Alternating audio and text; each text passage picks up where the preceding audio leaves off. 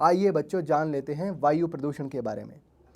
वायु 78% nitrogen, 21% oxygen और अल्प मात्रा में कार्बन डाइऑक्साइड, आर्गन, मीथेन और जलवाष्प का मिश्रण है। कई प्रकार के अनचाहे पदार्थों के वायु में मिल जाने से, जो कि सजीव तथा निर्जीव दोनों के लिए हानिकारक होता है, को वायु प्रदूषण कहते हैं।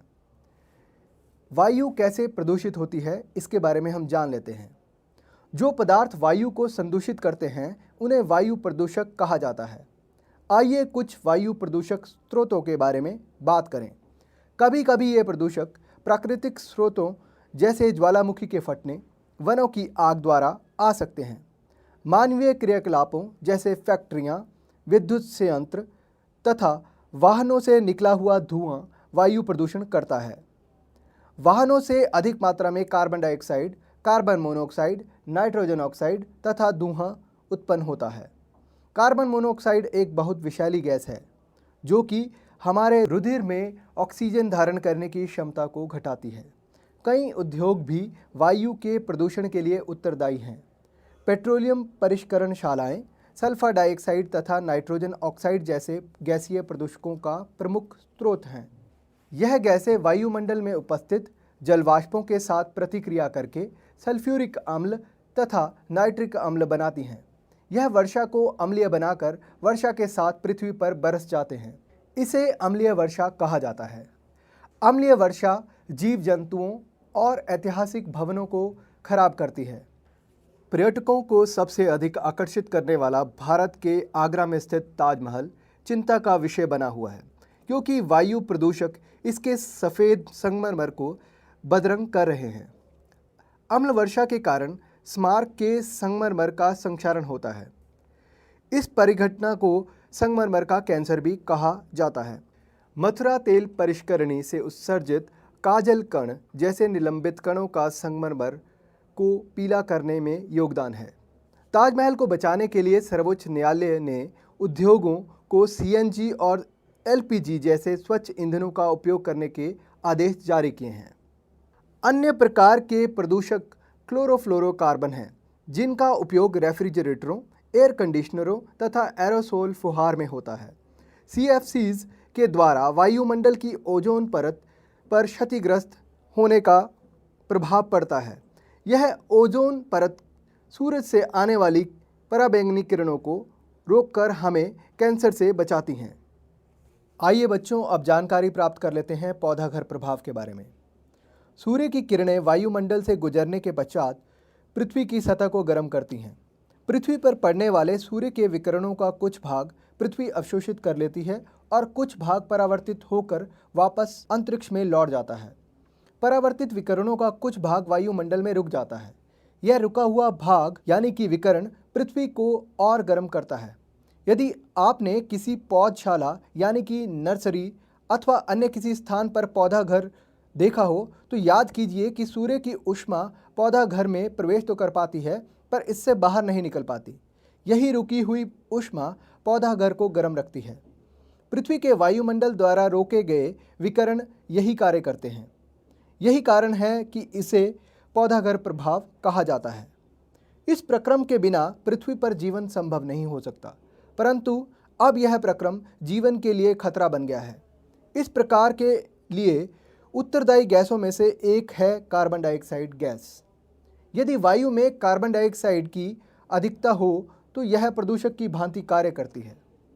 एक और तो मानवीय क्रियाकलापों के कारण निरंतर कार्बन डाइऑक्साइड वातावरण में निर्मोचित हो रही है तथा दूसरी ओर वन क्षेत्र घट रहा है। पौधे प्रकाश संश्लेषण के लिए वायुमंडल से कार्बन डाइऑक्साइड का उपयोग करते हैं, जिसके कारण वायु में कार्बन डाइऑक्साइड की मात्रा कम हो जाती है। पौधों की कटाई यानी कि वनोन्मूलन के कारण वायु में कार्बन डाइऑक्साइड की मात्रा बढ़ जाती है, क्योंकि कार्बन डाइऑक्साइड की खपत करने वाले वृक्षों की संख्या घट जाती है। इस प्रकार मानवीय क्रियाकलाप वायुमंडल में कार्बन डाइऑक्साइड के संचय में योगदान देते हैं। कार्बन डाइऑक्साइड ऊष्मा को रोक लेती है और उसे वायुमंडल में नहीं जाने देती। परिणाम स्वरूप वायुमंडल के औसत ताप में निरंतर वृद्धि हो रही है। इसे विश्व उष्णन कहा जाता है। मीथेन, नाइट्रस ऑक्साइड तथा जलवाष्प जैसी अन्य गैसें भी इस प्रभाव में योगदान करती हैं। कार्बन डाइऑक्साइड की भांति इन्हें भी पौधा घर गैसें कहा जाता है। विश्व उष्णन विश्वव्यापी सरकारों के लिए विचारणीय विषय बन गया है। बहुत से देशों ने पौधाघर गैसों के उत्सर्जन में कमी करने के लिए एक अनुबंध किया है। संयुक्त राष्ट्र सम्मेलन के अंतर्गत कियोटो प्रोटोकॉल एक ऐसा ही अनुबंध है जिस पर बहुत से देशों ने हस्ताक्षर किए हैं। अब जान लेते हैं कि हम क्या कर सकते हैं। अधिक से अधिक वृक्ष लगाए जाने चाहिए।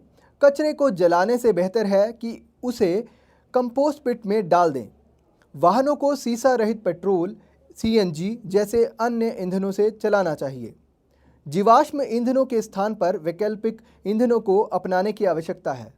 वैकल्पिक ईंधन सौर ऊर्जा, जल ऊर्जा तथा पवन ऊर्जा हो सकते हैं।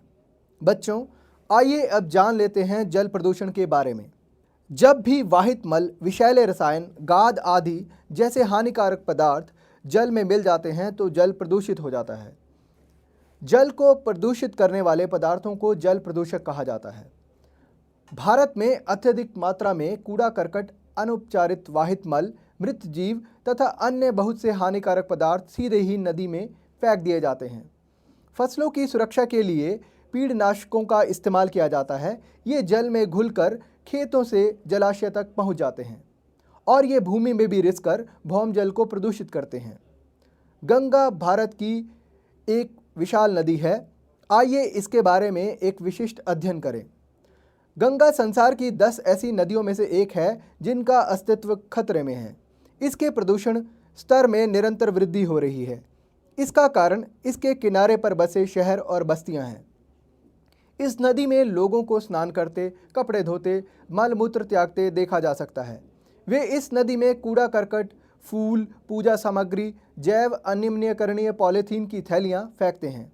इसी के साथ तेल परिष्करणशालाएं, कागज फैक्ट्रियां, वस्त्र तथा चीनी की मिलें एवं रासायनिक फैक्ट्रियां जल का रासायनिक प्रदूषण कर रही हैं। 1985 में इस नदी को बचाने के लिए एक महत्वाकांक्षी परियोजना आरंभ की गई जिसे गंगा कार्य परियोजना कहते हैं। परंतु बढ़ती जनसंख्या और औद्योगिकरण ने पहले से ही इस महाशक्तिशाली नदी को काफ़ी हानि पहुंचा दी है। आइए अब जल प्रदूषण के परिणामों के बारे में चर्चा कर लेते हैं। प्रदूषित जल भौम जल को प्रदूषित करता है। प्रदूषित जल के उपयोग के साथ कृषि उत्पादों की मात्रा कम हो जाती है। दूषित जल में ऑक्सीजन के स्तर में कमी आ जाती है जिसके साथ जलीय जीव मर जाते हैं। हैजा, पीलिया जैसे रोग भी दूषित जल के ही परिणाम हैं। आइए देखें कि जल को पीने के लिए स्वच्छ किस प्रकार से बनाया जा सकता है। औद्योगिक इकाइयों के लिए बनाए गए नियमों को सख्ती से लागू किया जाना चाहिए ताकि प्रदूषित जल को सीधे ही नदियों तथा झीलों में नहीं बहाया जा सके। सभी औद्योगिक क्षेत्रों में जल उपचार संयंत्र स्थापित किए जाने चाहिए। धुलाई तथा अन्य घरेलू कार्य में उपयोग हो चुके जल को पुनः उपयोग करने की कोशिश करनी चाहिए। इन्हें सीधे ही नहीं बहाना चाहिए। घरों का कूड़ा करकट, प्लास्टिक कचरा खुली नालियों में नहीं फेंकना चाहिए। इसके साथ ही घरों में मल त्याग के लिए अच्छा और सुरक्षित प्रबंध होना चाहिए। बच्चों, अब जानकारी ले लेते हैं कि पेयजल क्या होता है और जल को किस प्रकार से शुद्ध किया जाता है। पीने के लिए उपयुक्त जल को पेयजल कहा जाता है, अर्थात उसमें रोगवाहक सूक्ष्म जीव तथा घुले हुए अपद्रव्य ना हो। तो फिर पेयजल किस प्रकार से प्राप्त किया जा सकता है? जल को शुद्ध करने की विभिन्न विधियां इस प्रकार हैं। सबसे पहले भौतिक विधि। इसमें जल को फिल्टर करते हैं। आम प्रचलित घरेलू फिल्टर कैंडल फिल्टर होता है। इसके द्वारा जल को फिल्टर किया जा सकता है। उबालने की विधि। इसमें जल को उबाला जाता है। उबालने से जल में उपस्थित जीवाणु मर जाते हैं। अगली विधि है रासायनिक विधि। क्लोरीनीकरण एक रासायनिक विधि है। यह जल में क्लोरीन की गोलियां या विरंजक चूर्ण मिलाकर किया जाता है। अब हम जान लेते हैं कि जल प्रदूषण का निवारण कैसे हो सकता है। प्रदूषित जल को सीधे नदियों में ना बहाया जाए। सभी औद्योगिक क्षेत्रों में उपचार प्लांट या संयंत्र लगाए जाएं।